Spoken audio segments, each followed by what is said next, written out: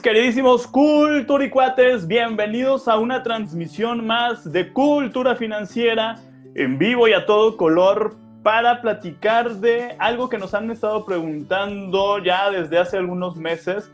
Son dos preguntas las que vamos a resolver en esta ocasión. La primera, que está enfocada en explicar con bastante detalle qué es una empresa fintech, que mucho hemos estado escuchando hablar de las fintech en ya los últimos años, y también vamos a hablar ya de manera muy específica de una especie o una de las líneas de las empresas fintech, que son las empresas de crowdfunding inmobiliario que permiten invertir en proyectos de esta magnitud, proyectos inmobiliarios, por medio pues del fondeo colectivo. Esto quiere decir, de todas maneras ahorita va a haber quien se los explique esto todavía mucho mejor. Esto quiere decir que todo el mundo va a poner lana para apoyar el desarrollo de un proyecto inmobiliario, llámense edificio de oficinas, edificio habitacional, etcétera, etcétera. Y precisamente para atender todas las dudas que hay respecto a este tipo de inversiones, si son seguras, desde cuánto se puede empezar, qué es lo que yo tengo que evaluar con todo detalle antes de decidir si es una inversión o no en donde yo quiera o pueda participar, pues justamente de eso les vamos a platicar el día de hoy. Vamos a tratar de resolver todas las dudas, y para eso trajimos a alguien que se dedica a este tema desde hace ya bastantes años, que de hecho dirige una empresa fintech de crowdfunding inmobiliario que es Expansive, y precisamente vamos a platicar con su director, que es Adolfo Zavala. Y muchísimas gracias a todos los que ya están conectados. Si les parece bien, arrancamos con la entrevista del día de hoy con Adolfo Zavala. Les decía, fundador, director de Expansive, una empresa fintech de crowdfunding inmobiliario. Adolfo, bienvenido. Muchísimas gracias, Daniel, por por invitarme a tu programa. Con todo gusto, a tratar de resolver cualquier duda y a platicarles un poquito de cómo hacemos el negocio en Expansive, ¿no? Muchísimas gracias y buenas noches a ti y a tu público. Y Adolfo, si te parece bien, empecemos pues por lo básico. ¿Qué son las empresas fintech y para qué sirven? Hay mucha duda porque pues se habla mucho de este término casi así de manera indiscriminada, pero pues la realidad es que todavía es algo que no se conoce muy bien y que pues está todavía en proceso de afianzarse en nuestro país y en el mundo, de hecho. Claro que sí, Daniel. Vale la pena que vayamos quitándole las capas a esa cebolla para que todo el mundo lo vaya entendiendo de la forma más fácil. Las empresas fintech, o la palabra fintech como tal, es la conjunción de finanzas y de tecnología. Y no es otra cosa más que empresas incipientes en México, que surgieron hace 4 o 5 años y que están tratando de llenar un vacío que la banca convencional pues antes no lo llenaba, ¿no? Que es, empresas fintech se dedican básicamente a dos cosas. Por un lado, el fondeo colectivo o el crowdfunding, y por el otro lado son empresas de métodos de pago, que seguramente muchos de ustedes y de tu público pues sabe las nuevas tarjetas, que es mucho más fácil poder hacer pagos con ellas, que tienes que tener una cuenta eje y de ahí estar dando dinero a dichas tarjetas. Entonces, básicamente una empresa fintech es aquella empresa que por medio de la tecnología puede dar servicios a gran cantidad de gente independientemente de dónde estén geográficamente, y viene a llenar ese vacío que normalmente la banca convencional antes no les daba. Entonces, ¿qué es lo que te hace? Te empodera, te brinda acceso, tira barreras de entrada y sobre todo democratiza las inversiones, y en nuestro caso particular de Expansive, las inversiones inmobiliarias, ¿no? A través del uso del Internet y de las tecnologías, podemos dar entrada a cualquier persona que pueda invertir en un proyecto inmobiliario, pues con bajos montos de entrada y accediendo a rendimientos muy atractivos. Y antes este tipo de inversiones, bueno, pues siempre han existido, pero antes pues se las quedaban para sí mismos los desarrolladores inmobiliarios. Entonces, las empresas fintech están dando ese acceso y ese empoderamiento para que hoy en día cualquier persona que tenga el interés y la capacidad financiera pueda acceder a este tipo de inversiones. Perfecto, y ahorita nos vamos a ir a explicar a detalle el modelo de Expansive, o el modelo del crowdfunding inmobiliario dentro de este segmento de fintechs. Nada más, pues sí, hacer ahí la puntualización. Las empresas fintech operan 100% de manera digital. Eso es importante también señalarlo. Pues no es, como bien lo mencionaba Adolfo, pues un banco con sucursales en cada esquina. Esa es una gran ventaja para el usuario final, porque al optimizar los costos de tener cientos de sucursales e infraestructura como la que conocemos en los bancos tradicionales, pues todo esto también se ve reflejado como beneficio para el usuario. Decíamos, pues en el caso de las empresas fintech que se dedican a la parte, por ejemplo, de préstamos, generalmente la tasa de interés que le cobran a quien accede a un préstamo va a ser bastante menor en comparación a la de los bancos. Va a haber unas que van a estar ahí empatadas, digo, es una cuestión también de conocer y de comparar, pero en particular en la parte de las inversiones, las tasas de rendimiento que se obtienen por medio de este tipo de empresas tecnológicas, financieras tecnológicas, pues es bastante mayor al que se obtiene en la banca tradicional. Otra vez, hay para todos. Afortunadamente, México tiene uno de los mercados financieros pues, más versátiles y con mayor cantidad de opciones para invertir.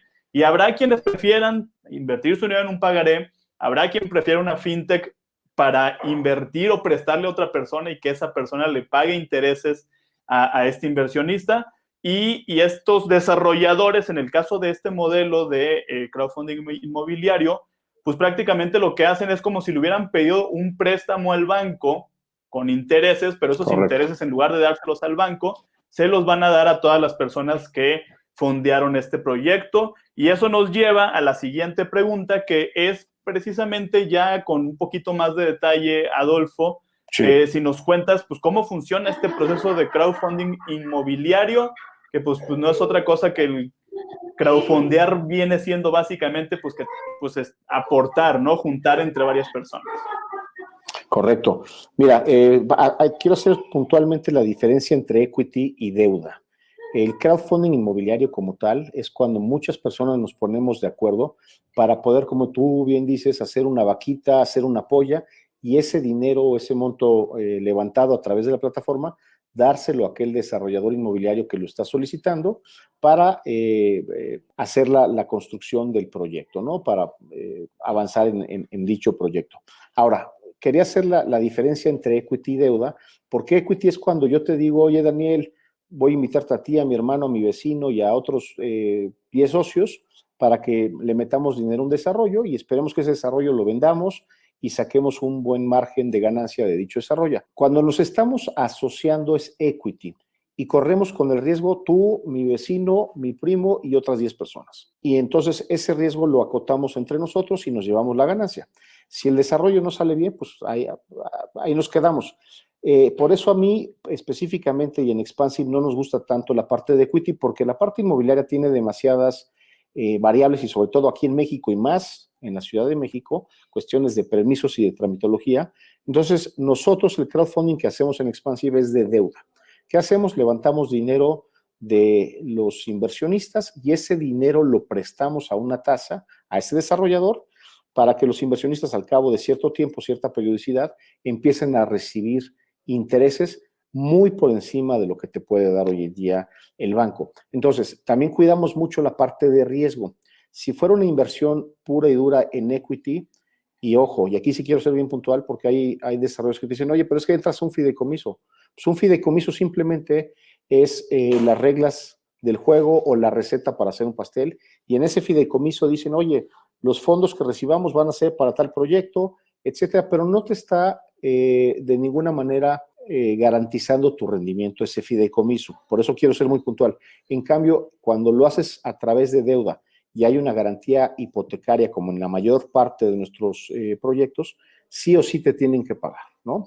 Entonces, por eso quería ser muy puntual entre la parte de deuda y la parte de equity. Nosotros hacemos crowdfunding inmobiliario, específicamente de deuda. Tiene rendimientos posiblemente menores que el equity, pero también es mucho más seguro, ¿no? Y eso nos lleva, digo, y ahorita vamos a ver precisamente en términos ya de seguridad como tal de la inversión, ¿qué tendríamos que evaluar? Bien importante decirlo, acuérdense que no existe ninguna inversión con riesgo cero, todas tienen desde lo más mínimo e improbable de riesgo hasta riesgos muy grandes. Hay que conocer perfectamente bien en qué invertir antes de tomar una decisión y saber incluso en términos hasta de personalidad, pues qué tan factible es que yo me pueda sentir cómodo en un esquema u otro. Pero antes de irnos al detalle de estas inversiones, hay que primero preguntarte, pues, ¿qué tan seguro es invertir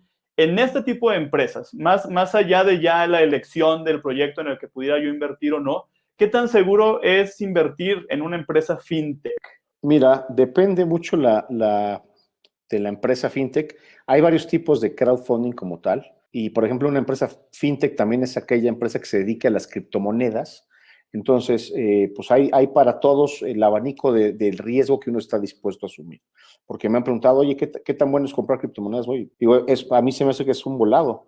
Como pueden subir muchísimo, pero entonces, dependiendo qué tanta aceptación tenga el riesgo el inversionista. Hay 4 tipos básicamente de crowdfunding, ¿no? Específicamente enfocándonos en la parte de fondeo colectivo. Fondeo colectivo de recompensas, que es el más claro. Cuando tú tienes, por ejemplo, eres un fotógrafo y quieres sacar tu libro y dices, oye, pues, quiero una contribución de 100 pesos cada quien y a cambio de ella les voy a regalar una foto, etcétera. Ese es el de donativos o donaciones o de recompensas. El de deuda, que es el que hacemos nosotros, que das tu dinero a cambio de un interés. El de equity, que es cuando te metes como socio en una empresa o en un proyecto inmobiliario. Y el último es el de las donaciones, que estás donando dinero sin querer a cambio tener alguna retribución. Hay ahorita en el espacio fintech en México más de 160 empresas que se dedican al crowdfunding. La mayor parte de ellas es lo que le llaman peer-to-peer lending, que tú prestas tu dinero y ese préstamo lo pulverizan en 100 o 200 préstamos chiquititos al cuate que tiene la lavandería, que tiene el taller mecánico, etcétera. ¿Tienes riesgos acotados? Sí, pero es una lata. Entonces, si a ti te gusta y tienes todo el tiempo para meterte a tu crédito de 10,000 pesos y pulverizarlo en 100 pedacitos de 100 pesos cada uno y estar checando, pues igual y te puede funcionar porque estás dividiendo ese crédito en 100 partes. Entonces, igual hay un default de 1, 2, 3, 5 partes de esas, pero es muy desgastante. En el caso nuestro, escoges un proyecto en específico y ahorita nos vamos a adentrar específicamente en qué buscamos en cada proyecto, ¿no? Pero entonces, ¿es seguro? Depende, la respuesta es depende en con qué empresa, depende en qué proyecto. Yo lo que les diría es, chequen las empresas, chequen si estas están agrupadas en una asociación como la FICO, que es la Asociación de Fondeadoras Colectivas de México, si están en proceso de ser reguladas por la comisión, como es nuestro caso, o no, cuánto tiempo llevan operando y qué tipo de rendimientos están ofreciendo. Obviamente, si tú ves una empresa que en su página web te esté garantizando los rendimientos, es un foco rojo, aguas, aléjate de ahí, ¿no? Todas las empresas tienen riesgos, hay que ser lo más claros posibles, hay que decir, oye, estos son los riesgos y aparte el inversionista decir, oye, decido invertir aquí o no, ¿verdad? Perfecto. Y eso nos lleva justamente a la pregunta número 4, que está enfocada en qué es lo que tenemos que revisar para que podamos nosotros decidir en qué empresa invertimos, hablando específicamente de las empresas fintech. Decíamos, y ahorita lo mencionabas, que es este proceso de regulación con la Comisión Nacional Bancaria y de Valores. Eso pues es importante porque ya se está en proceso de que la comisión pues ya dé a conocer qué empresas son las que van a estar autorizadas ya por la comisión oficialmente para operar, pero pues esto requirió un proceso muy largo. Y si nos cuentas así rapidísimo, primero, ¿cómo sé que una empresa sí está en este proceso de recibir ya, pues sí, como que el aval por parte de la comisión? ¿Y sí, qué implicó hacer todo este proceso de registro con la comisión? Que eso fueron hojas y hojas y hojas y miles de requisitos que pues ya lo hemos platicado también con algunas otras empresas fintech que tú también conoces perfectamente bien, que estuvieron dentro también de este proceso regulatorio. El gobierno en México se da cuenta de que existen este tipo de empresas y en un principio dejó que operáramos todas y en marzo del 2018 sale la ley FinTech, que pone las reglas y los requisitos para que estas empresas sigamos operando. Y nos dio hasta septiembre del año pasado, muy brevemente, para poder hacer el filing oficial, ¿no? Y este filing, pues son, como bien dices, legajos, requisitos, hacer un disclosure de quiénes son los accionistas, de tu modelo de negocios, y yo creo que viene a poner viene a poner orden en cómo deben de operar las empresas. Debe de haber transparencia, debe de haber una política muy clara de separación de cuentas entre el dinero que recibes de tus inversionistas y el dinero que estás usando para la consecución de tus fines operativos día a día, ¿no? Entonces, ¿cómo te fijas en qué empresa invertir? Creo que el más importante, mi estimado Daniel, es el perfil de aquel inversionista. Si es un inversionista que quiere más riesgo o menos riesgo. ¿Qué tanto tiempo tengas para revisar a fondo los proyectos? ¿Qué tanta afinidad tengas con esa plataforma o con el tipo de proyectos que suben a la plataforma? Porque si, por ejemplo, eres un cuate que le gustan los conciertos, pues igual te vas a meter una plataforma para financiar el que traigan a cierto grupo de rock aquí en México, no.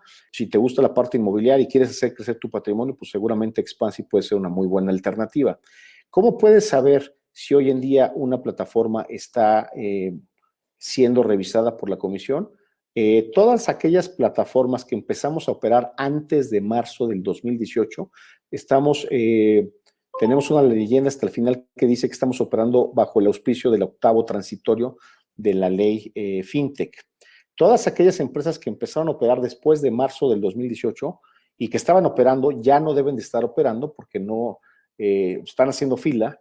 Entonces, no hay ninguna empresa, ahorita hay una sola empresa, que no me acuerdo el nombre, que es de medios o métodos de pago que recibió la autorización hace como 8 meses y hasta ahí se acabó. No hay ninguna, todas estamos en proceso, pero lo que es importante es que vean en la plataforma, al final, que están operando bajo el auspicio de la Comisión Nacional, ¿no?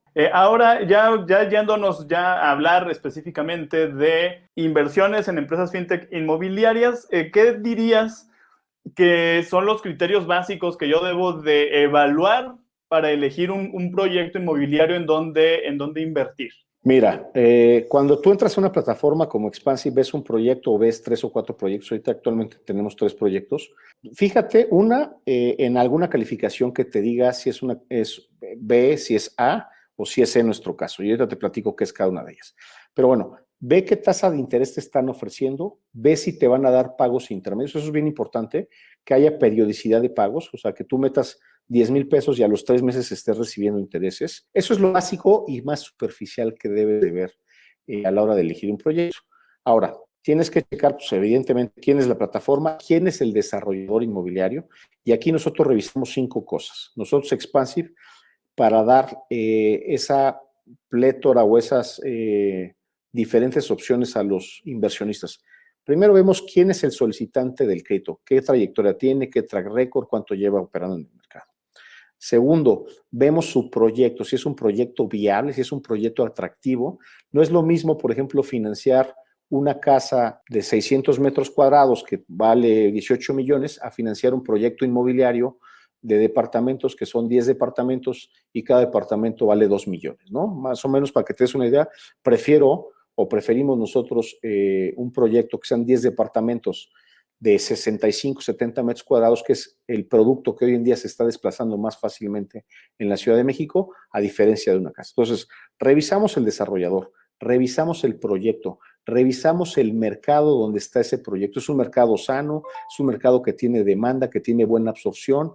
Revisamos la proforma inmobiliaria del desarrollador. Oye, los fees que está cobrando el desarrollador inmobiliario están congruentes con el mercado. Nos está poniendo que el precio por metro cuadrado de venta va a estar en 50,000 pesos, cuando sabes que en desarrollos de la zona están en 80,000, dices, oye, pues está por debajo, pues ¿cómo lo va a hacer? O está muy por arriba. Entonces, checamos la parte financiera que esté en congruencia. Y por último, y muy importante para nosotros, es revisamos la garantía que ese desarrollador está dispuesto a poner para que le demos el dinero de 30, 50, 100 inversionistas, ¿no? Normalmente es una garantía hipotecaria o un inmueble que grava a favor de Expansive en representación de todos los inversionistas. Esas 5 cuestiones es las que nosotros vemos para poder decidir subir un proyecto a la plataforma, ¿no? Ahora, es esto importante. Que mencionabas de A, B y C, ¿Eso a qué se refiere? Exacto. Nosotros tenemos un sistema que le da a las inversiones tres diferentes calificaciones: A, B y C. Y lo hacemos por medio de un semáforo. Entonces, hay inversiones que son A, que tienen garantía inmobiliaria, que están en un mercado perfecto, que hemos trabajado con esos desarrolladores antes, traen un B, es una muy buena calificación, pero igual la garantía no es hipotecaria, es una garantía quirografaria. Y esto es bien importante decir la diferencia entre una y otra. Una garantía hipotecaria es que efectivamente estamos cubiertos por un activo inmobiliario atrás a la hora de hacer el préstamo, y normalmente lo hacemos 2-1. Tú me pides, Daniel, bueno, no tú, pero la empresa que representaras, si fueras desarrollador, me pides 5 millones de pesos, necesitamos que haya una garantía que valga por lo menos 10 millones, 2-1. Pero hay veces que si hemos trabajado con tu despacho, imaginándonos por un momento, Daniel, que tú fueras desarrollador inmobiliario, ya nos has hecho varios préstamos y nos dice: oye, necesito 5 millones de pesos, pero el proyecto es de 100 millones, no te puedo dejar la garantía hipotecaria del desarrollo. Podemos hacer una garantía quirografaria. ¿Qué significa esto?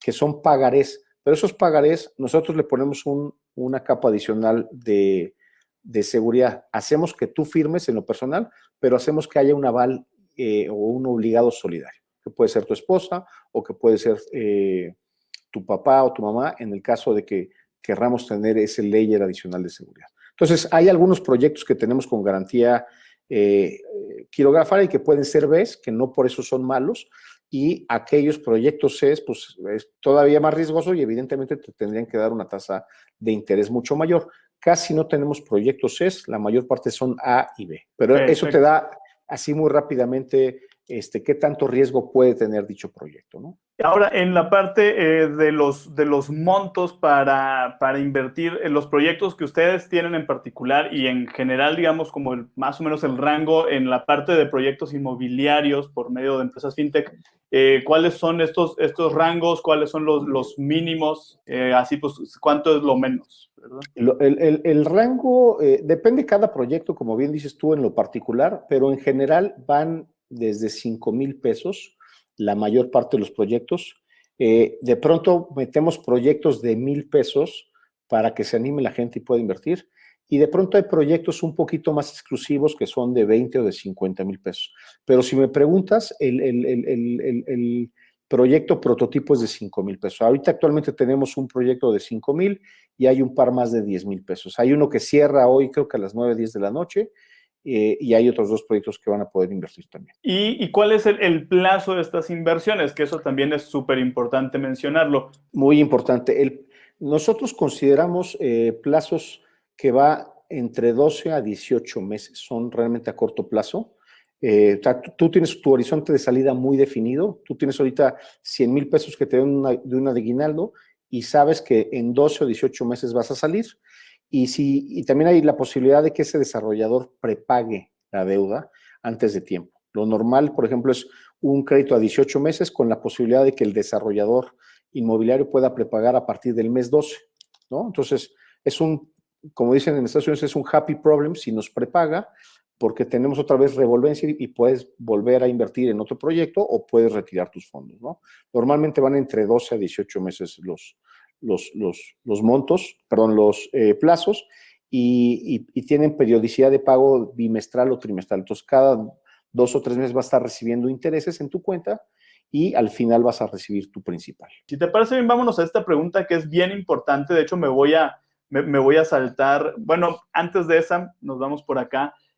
Con la parte del porcentaje de rendimiento, ¿cuáles son los rangos que tienen? Y ahorita lo decías, pues no se puede garantizar el rendimiento, pero pues sí debe de haber algunos pues candados que me ayuden a tener menor riesgo sobre mi inversión. Perfecto. Mira, el porcentaje de rendimiento promedio va desde un 12.5 al 15,5, 16. ¿De qué depende ese rendimiento? Depende de qué tan al principio entres en un proyecto. Cuando nosotros sacamos un proyecto, y de hecho hoy salió un proyecto, que es la campaña 2 de Grupo Angular, cuando tú entras muy tempranamente a ese proyecto, en ese primer 25% tienes un punto adicional. Entonces, el proyecto lo vas a ver y dice 12%. Si entras tú al principio, te van a dar un 1% adicional, entonces ya te vas con un 13%. Y dependiendo del monto, también puedes tener una tasa mayor. Entonces tú, Daniel, entraste al principio y le metiste, te voy a inventar, 50,000 pesos. Entonces tú acabas con una tasa de 14.7. Y en ese mismo proyecto, a las 2 semanas entró otro inversionista, le metió 20,000 pesos, él acabó con una tasa del 13.2. Entonces, en un mismo proyecto, puede ser que un inversionista tenga una tasa mayor y a una menor, ¿no? Como te decía, es cada 2 o 3 meses el pago de los intereses. Y recuérdame qué más había en esa pregunta, que ya no la veo en la pantalla. Es si se puede garantizar el interés, el No, rendimiento. exacto, no se puede garantizar, pero a ver, sí es importante que nosotros tratamos de acotar en la medida de lo posible el riesgo que puedas tener en ese proyecto, dándote toda la información habida y por haber del desarrollador, poniendo esas garantías, ya sean hipotecarias en la mayor parte de los casos o quirografarias. Lo que sí, y ojo, también hay que ser muy claro, si hay algún problema con un desarrollador, y ahorita en épocas de COVID hubo varios temas de que se atrasaron con los pagos, y es natural y es hasta cierto punto normal lo que pasó, pero simplemente reestructuramos esos créditos y les dimos algún tipo de tiempo para pagar, ¿no?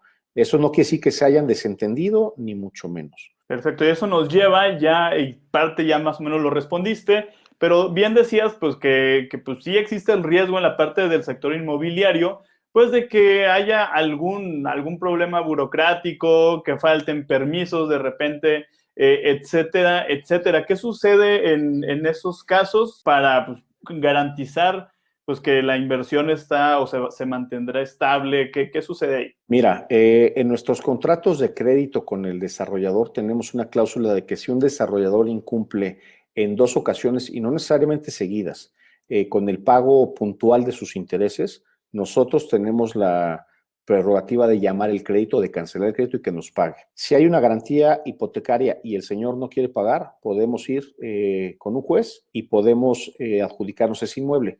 No es algo que hayamos hecho, tenemos una demanda, de hecho, actualmente con un desarrollador inmobiliario, una demanda que por desgracia aquí la justicia en México pues lleva su tiempo, pero bueno, no nos pagó, no nos estuvo pagando intereses y no nos está pagando el principal, y ya estamos ahorita a punto de ejecutar. Se nos cruzó otra vez el tema de la pandemia, pero espero que para dentro de mes y medio, 2 meses, podamos ejecutar ese inmueble, la venta, y con eso repagar a los desarrollos. También se da la posibilidad de que en el último momento, antes de que le incautemos o nos adjudiquemos ese inmueble, pues quiera pagar todo, ¿no? Ahora, esa es la primera, tenemos esa cláusula, y la otra son los intereses moratorios. Entonces, tú te puedes atrasar, Daniel, al pagar los intereses ordinarios, pero vienen igualito que en una tarjeta de crédito bancaria, pues vienen intereses moratorios. Entonces, si ese desarrollador se atrasó porque le clausuraron la obra, porque el albañil no tenía su chaleco y su casco, y llegó un inspector y dijo, ¿sabes qué? Te voy a clausurar la obra. Ese señor contrajo una deuda. Entonces, independientemente de que le clausuraron la obra, le están haciendo la competencia enfrente de un edificio y va mucho más rápido y está vendiendo mejor, y nos dice, oye, es que pues no te puedo pagar ahorita, oye, pues tienes una deuda, y eso se te viene como una bola de nieve, se te vienen los intereses, ¿no? Entonces, nos sentimos mucho mejor nosotros que si fuera una inversión, como te decía hace unos minutos, una inversión de equity donde el inversionista comparte el riesgo con el desarrollador. Aquí el desarrollador tiene una deuda, y esa deuda está muy clara en el contrato, y tiene que pagar intereses ordinarios o moratorios, o ejecutamos el inmueble, ¿no?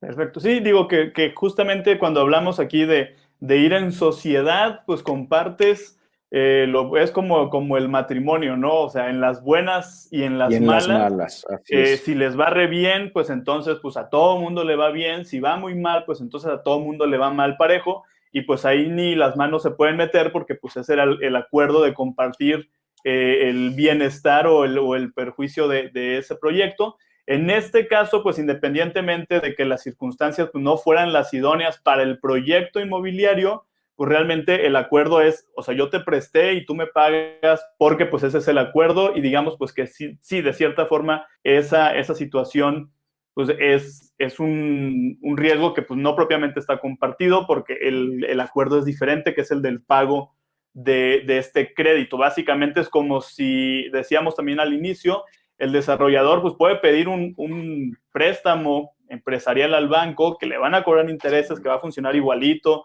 con crédito, con una garantía, con intereses moratorios, etcétera, etcétera. En este caso, pues ese desarrollador pide este crédito a un grupo de personas que entre todos lo fondean con montos diferentes. Y algo importante, nada más hay para complementar, aparte de que se firma un contrato de crédito y ese contrato de crédito tiene dientes, así decimos, tiene dientes y tiene para que nos podamos cobrar, aparte nosotros hacemos que le firme en lo personal con garantía hipotecaria un pagaré a cada uno de los inversionistas. Entonces, tenemos esa doble candado. Entonces, si no nos pagara, el pagaré es ejecutable por sí mismo, ¿no? ¿Como entre cuántas personas, digo, con base en la experiencia en los proyectos que han fondeado en estos años, más o menos cuántas personas fondean un desarrollo? Mira, es variable, pero te diría, Daniel, que el promedio va entre 40 a 60 personas, un proyecto, aprox. Adolfo, 1,000 millones de gracias por tu tiempo, por las respuestas, por la transparencia y la claridad en lo que es Expansive. Nos contaste muy bien, creo, cómo funciona todo el proceso. Y pues por mi parte no me queda más que decirle a quienes están conectados que comparen, de verdad, dense el tiempo de comparar, punto número 1, y punto número 2, el tiempo de aprender y entender perfectamente bien cómo funciona cualquier esquema que les interese.